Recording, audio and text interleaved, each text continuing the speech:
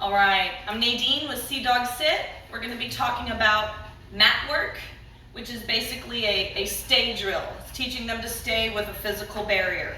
I'm working with Zeus here. He's one of my training dogs. This is his third day of training using both the transition leash and our mats as a stay drill. These are training tools. These are not beds. So whenever you are choosing an item to use during mat work, you want to make sure it's portable, but also that it's not a bed, it's a training tool. So it's not something they can get on and off of on their own.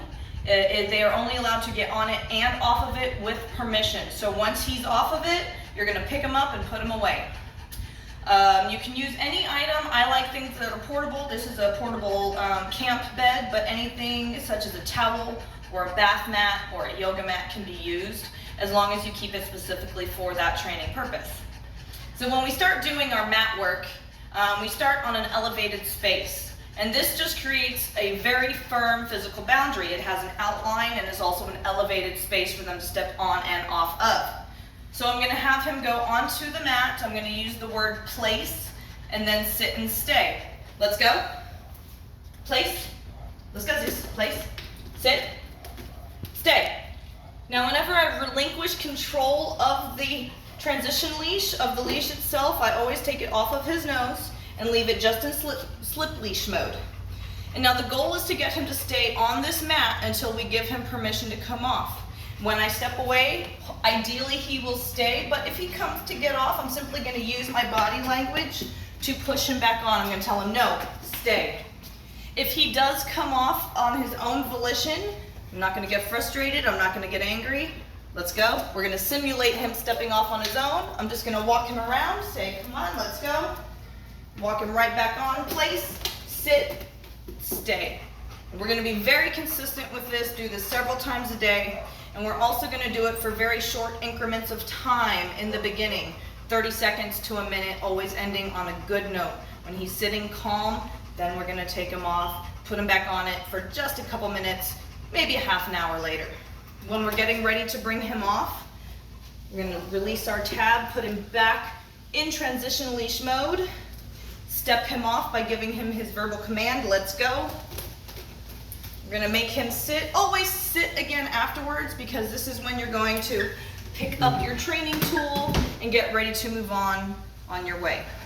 Now, if you are going over mat work without the raised bed, and then also once you graduate them down off of the raised bed onto just a regular mat, it always helps to start in a corner, because then you only have two spaces they can get off.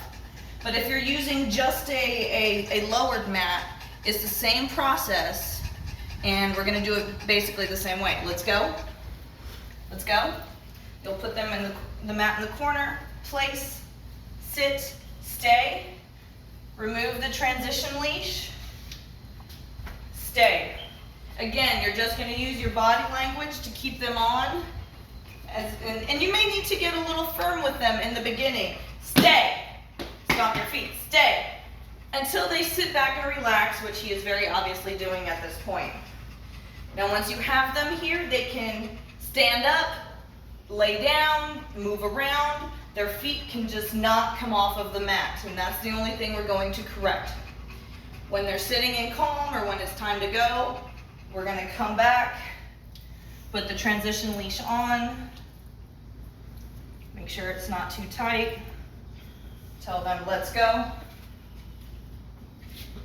sit, and then again we can pick up our mat and go on our way. This is a great exercise to do when you're cooking. And then once it's really set, you can take them out in public, to a restaurant, to an event, lay down your mat, tell them, let's go, place, sit, stay. And the better they get, you can move them away from the wall, you can start taking them out in public, you can start doing this under distraction, and you should get a really good response out of them. The keys are consistency and starting out with a short duration, 30 seconds to a minute, and working your way up incrementally until you get to a point where they can stay there 15 minutes, 20 minutes, an hour. Even if you were to leave the room, which I'm not going to do right now, you want them to stay where they are. Always end on a good note before either of you get frustrated, and never let them come off without the command. Zeus is a very good student. We're very proud of him. Thank you very much. If you have any questions, you can find me on Facebook and of course my YouTube channel. Thank you.